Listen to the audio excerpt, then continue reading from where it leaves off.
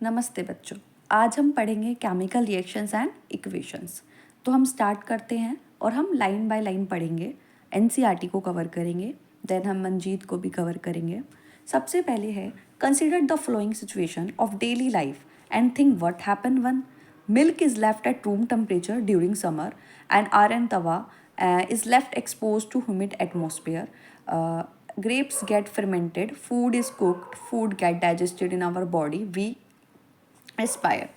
अब सबसे पहले आपको पता होना चाहिए कि जैसे आपके पास मिल्क होता है, अगर आपके पास मिल्क है तो वो क्या होगा, अगर आप उसको गर्मियों में रख देते हैं तो दूध से दही जमती है। ये सबको पता है कि दूध से दही जम जाती है। तो ये क्या है, एक टाइप की केमिकल रिएक्शन है। अगर आप कोई आयरन के पीस जो होता है, अगर कोई भी लोहे की चीज़ होती है, जैसे आप ब्रिज देखते हैं, आप अपने घर में कोई भी आयरन का ऑब्जेक्ट देखते हैं, उनमें क्या लग जाता है, उनमें जंग लग जाता है। वो भी एक केमिकल रिएक्शन है। जो हम खाना खाते हैं, खाना हमने खाया और क्या हुआ, हमने खाना खाया, वो डाइजेस्ट होता है हमारे अंदर, वो भी एक केमिकल रिएक्शन है। तो ये सारी जो चीज़ें हैं वो किसका पार्ट है, वो एक केमिकल रिएक्शन का पार्ट है। अब हम आगे पढ़ते हैं। इसमें एक एक्सपेरिमेंट दिखा रखा है, इसमें आगे हम पढ़ेंगे। एक एक्सपेरिमेंट दिखा रखा है। उस एक्सपेरिमेंट में क्या बता रखा है कि अगर आपके पास मैग्नीशियम रिबन है, जैसे इन्होंने यहाँ पे क्या कर रखा है, इन्होंने यहाँ पे देखिए एक मैग्नीशियम रिबन को जलाया है। अगर हम मैग्नीशियम रिबन को जलाते हैं तो क्या होता है, मैग्नीशियम रिबन को, you must observe the magnesium ribbon Burns with a dazzling white flame and change into a white powder. अगर आप मैग्नीशियम रिबन को जलाते हैं ऑक्सीजन की प्रेजेंस में, तो वो क्या करता है, वो कन्वर्ट हो जाता है, किस में कन्वर्ट हो जाता है, एक वाइट पाउडर में कन्वर्ट हो जाता है। हाँ बच्चों, अगर हम मैग्नीशियम रिबन को ऑक्सीजन की प्रेजेंस में जलाते हैं, अगर मैग्नीशियम रिबन को ऑक्सीजन की प्रेजेंस में हम क्या करते हैं, जलाते हैं, तो वो क्या कन्वर्ट हो जाता है, वो कन्वर्ट हो जाता है एज अ वाइट पाउडर। जैसे यहाँ पे एक रिएक्शन भी दे रखी है उससे रिलेटेड कि when magnesium ribbon burn in oxygen, तो वो क्या देता है, मैग्नीशियम ऑक्साइड। ठीक है। अब आपको कैसे पता चलेगी कि कोई केमिकल रिएक्शन हो रही है, सबसे पहले आपको ये पता करना है कि आपको कैसे पता चलेगा कि कोई केमिकल रिएक्शन हो रही है। हमें ऐसे पता चलता है कि कोई केमिकल रिएक्शन हो रही है अगर आपकी केमिकल रिएक्शन होते वक्त स्टेट चेंज हो जाए। क्या चेंज हो जाए, स्टेट। अगर आपका स्टेट चेंज हो जाए, केमिकल रिएक्शन जब हो और स्टेट चेंज हो जाए, आपको पता होना चाहिए कि केमिकल रिएक्शंस में जो आपके लेफ्ट साइड होता है वो होता है रिएक्टेंट, और ये जो राइट साइड होता है वो होता है प्रोडक्ट। अब आपको हम केमिकल इक्वेशंस बताएंगे। केमिकल इक्वेशंस में जो लेफ्ट साइड होता है वो क्या होता है, रिएक्टेंट, और राइट साइड जो होता है वो क्या होता है, प्रोडक्ट। अब आपको कैसे पता चलेगा कि कोई केमिकल रिएक्शन हो रही है या नहीं हो रही है, हमें पता चलना चाहिए ना कि कोई केमिकल रिएक्शन कैसे हो रही है। तो सबसे पहले उसकी स्टेट चेंज हो जाएगी। स्टेट चेंज मतलब अगर वो लिक्विड है तो क्या पता सॉलिड हो जाए, ठीक है। अगर वो गैस है तो क्या पता लिक्विड हो जाए, मतलब उसकी स्टेट को चेंज हो जाना, तो उसको क्या कहते हैं, change in state. State change हो जाए पहला पॉइंट, तो हमें पता चलता है कि कोई केमिकल रिएक्शन हो रही है। दूसरा पॉइंट क्या होता है, चेंज इन कलर। अगर किसी चीज़ का कलर चेंज हो जाए, मान लिया कोई चीज़ येलो है, येलो से पिंक हो जाए, तो आपको पता चल जाना चाहिए कि वहाँ केमिकल रिएक्शन हो रही है। अगर वहाँ गैस इवॉल्व हो, मतलब कोई ऐसी रिएक्शन हो जिसमें से गैस बाहर निकले, तो वहाँ पे क्या हो रही है, केमिकल रिएक्शन हो रही है। हम आगे इसका एग्जाम्पल पढ़ेंगे। चेंज इन टेम्परेचर, अगर टेम्परेचर में कुछ बदलाव आए तो वहाँ पे भी क्या हो रही है, केमिकल रिएक्शन हो रही है। तो आपको चार बातों का ध्यान रखना है। क्या ध्यान रखना है कि अगर कहीं स्टेट चेंज हो, लिक्विड से सॉलिड, लिक्विड से गैस, गैस से सॉलिड, कुछ भी स्टेट चेंज हो तो क्या होता है, केमिकल रिएक्शन होती है। अगर कलर चेंज होता है तब भी वहाँ क्या होती है, केमिकल रिएक्शन होती है। अगर गैस इवॉल्व होती है, गैस बाहर निकलती है, तो वो भी क्या होती है, केमिकल रिएक्शन होती है। टेम्परेचर चेंज होता है तो वो भी क्या होती है बच्चों, केमिकल रिएक्शन होती है। तो ये चार पॉइंट याद रखना कि ऐसे क्वेश्चन आ सकता है कि आपको कैसे पता चलेगा कि कोई केमिकल रिएक्शन हो रही है। तो हमें कैसे पता चलेगा, अगर स्टेट चेंज हो, कलर आए, या तो कलर चेंज हो, या तो गैस इवॉल्व हो, या तो टेम्परेचर चेंज हो, तो उसमें क्या होता है, उस कंडीशंस में केमिकल रिएक्शन होती है। अब हम केमिकल इक्वेशंस के बारे में यहाँ पढ़ेंगे। मैंने आपको भी बताया कि जो मैग्नीशियम है उसको जब हम ऑक्सीजन की प्रेजेंस में बर्न करते हैं तो क्या बनता है, मैग्नीशियम ऑक्साइड बनता है। क्या बनता है, मैग्नीशियम ऑक्साइड। अगर मैग्नीशियम ऑक्साइड बन रहा है तो वो क्या हो रही है, केमिकल रिएक्शन हो रही है। ठीक है, अब हम पढ़ते हैं आगे बैलेंसिंग। सबसे पहली बात, बैलेंसिंग ज़रूरी क्यों। आपने स्टार्टिंग में हम इसमें देखो जैसे पढ़ते हैं, recall the all the conservation of mass that you study in class 9th। आपने कंजर्वेशन ऑफ मास पढ़ा होगा कि आपके पास जितना मास है, मास can nether be created nor be destroy. मतलब मास ना ही आप क्रिएट कर सकते ना ही उसको डिस्ट्रॉय कर सकते।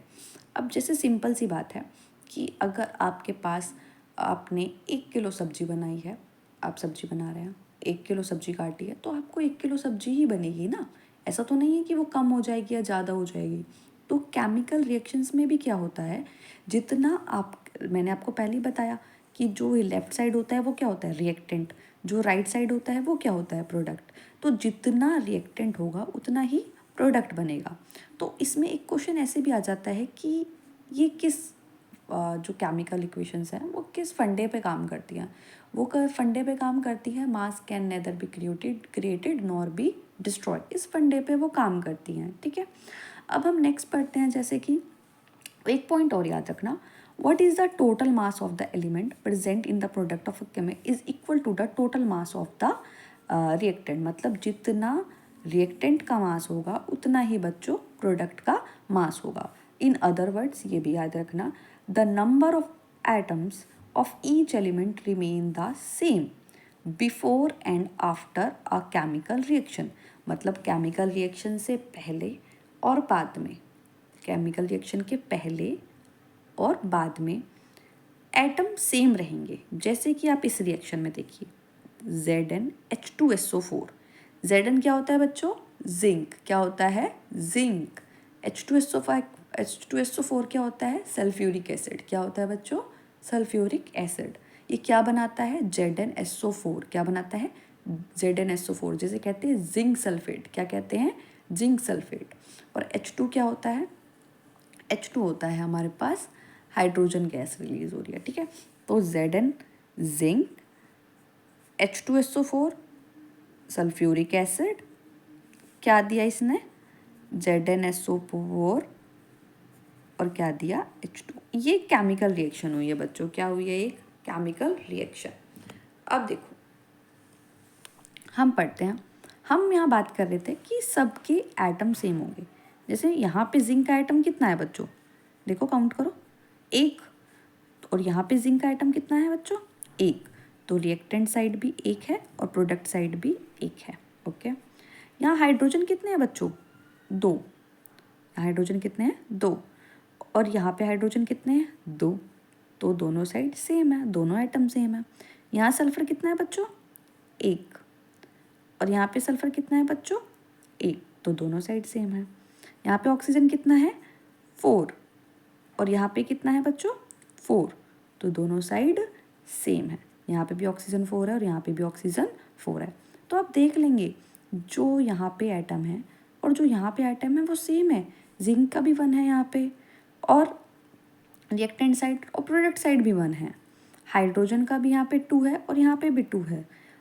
सल्फर का यहाँ 1 है तो यहाँ पे भी सल्फर का 1 है। ऑक्सीजन का यहाँ 4 है तो यहाँ पे भी 4 है। तो ये क्या हो गया, ये बच्चों बैलेंस हो गई। अब हम नेक्स्ट केमिकल रिएक्शन पढ़ेंगे, उसमें देखते हैं क्या ऐसा ही है, और अगर ऐसा नहीं है तो उसको कैसे ठीक कर सकते हैं, हम ये भी देखेंगे। ठीक है, अब देखो यहाँ हमारे पास क्या है, Fe। ओके, और यहाँ क्या है, H2। Fe क्या होता है, आयरन।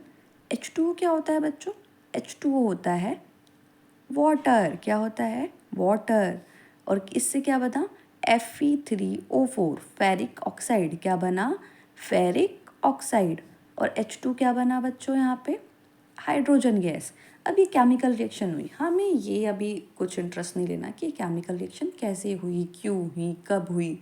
हमें सिर्फ इतना पता करना है अभी कि ये इसमें जो रिएक्टेंट के साइड के आइटम हैं और जो प्रोडक्ट के आइटम के साइड है वो सेम है।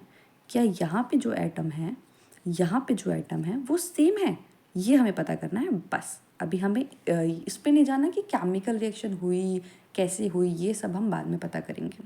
ओके, तो चलो देखते हैं। यहाँ Fe कितना है बच्चों? यहाँ Fe है 1 और यहाँ पे Fe कितना है बच्चों? यहाँ पे है 3। यहाँ पे हाइड्रोजन कितना है बच्चों? 2। यहाँ पे कितना है? यहाँ पे भी 2 है। यहाँ पे ऑक्सीजन कितना है बच्चों?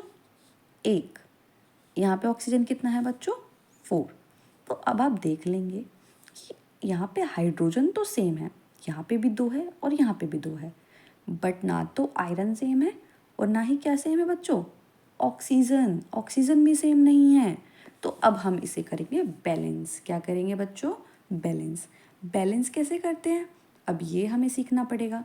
तो सबसे पहले क्या करना है, सबके एटम लिख देने हैं। यहाँ रिएक्टेंट साइड के लिख देने हैं और यहाँ लिख देने हैं प्रोडक्ट साइड के। Fe लिख दिया मैंने 1 और यहाँ पे कितना है 3। यहाँ पे हाइड्रोजन लिख लिया मैंने बच्चों 2 और यहाँ पे कितना है 2। ऑक्सीजन 1 और यहाँ पे 4। अब मुझे बैलेंस करना है। तो बैलेंस ना ऐसे करते हैं कि हम फॉर्मूले को ना बिगाड़े। जैसे आपके पास है मान लिया H2O, तो जो भी आप बैलेंस करने के लिए लगाएंगे ना एटम को, वो आगे लगाएंगे।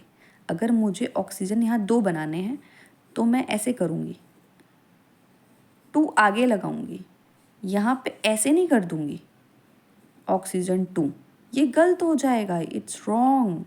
आपको क्या करना है, जब भी बैलेंस करना है तो याद रखना है आपको आगे नंबर्स लगाने हैं। कैसे लगाने हैं? आगे।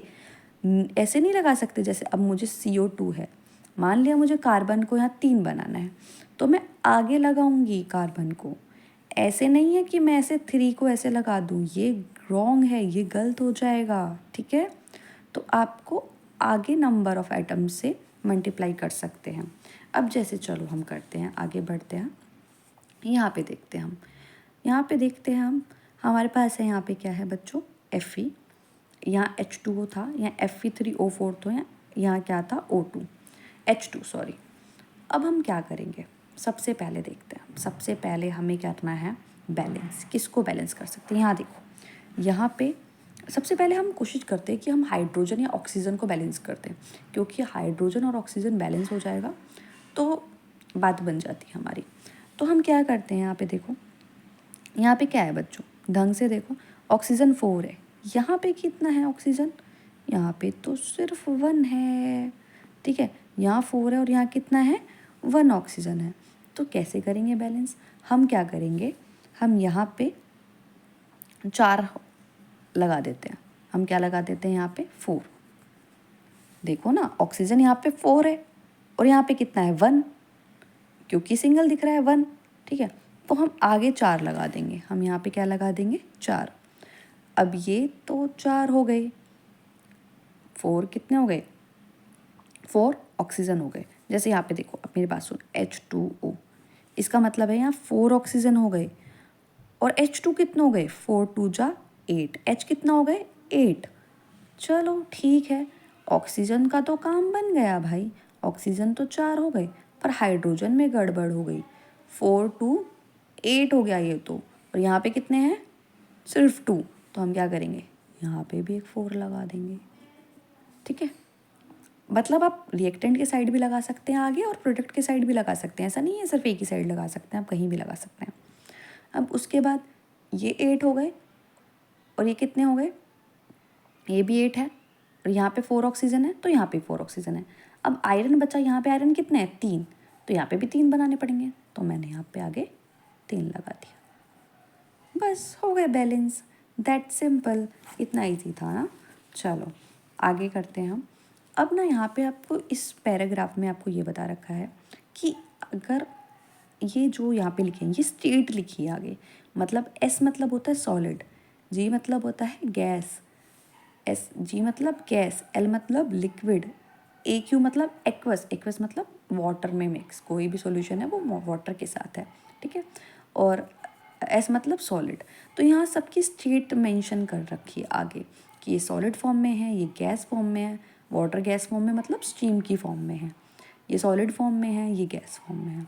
ठीक है, तो ऐसे भी आगे उनकी फिजिकल स्टेट को मेंशन करते हैं, केमिकल रिएक्शन में इंपॉर्टेंट होता है। अब देखो, ये जो ऊपर लिखा पड़ा है, ये लिखा पड़ा है प्रेशर। आपको ये प्रेशर भी कभी कभी मेंशन करते हैं ये रिएक्शंस में, बस ये इतना याद नहीं करना, बस इतना ध्यान देना है कि हाँ ये लिखा है। अब ये ऊपर लिख रखा है सनलाइट, क्लोरोफिल, तो ये हम ना ऊपर टेम्परेचर मेंशन करते हैं, ये देखो प्रेशर मेंशन करते हैं, ठीक है, और कैटलिस्ट को मेंशन करते हैं। उसके बारे में हम डिटेल से आगे पढ़ेंगे। आज के लिए इतना ही। नेक्स्ट पैराग्राफ में हम पढ़ेंगे types of chemical reaction. Bye bye.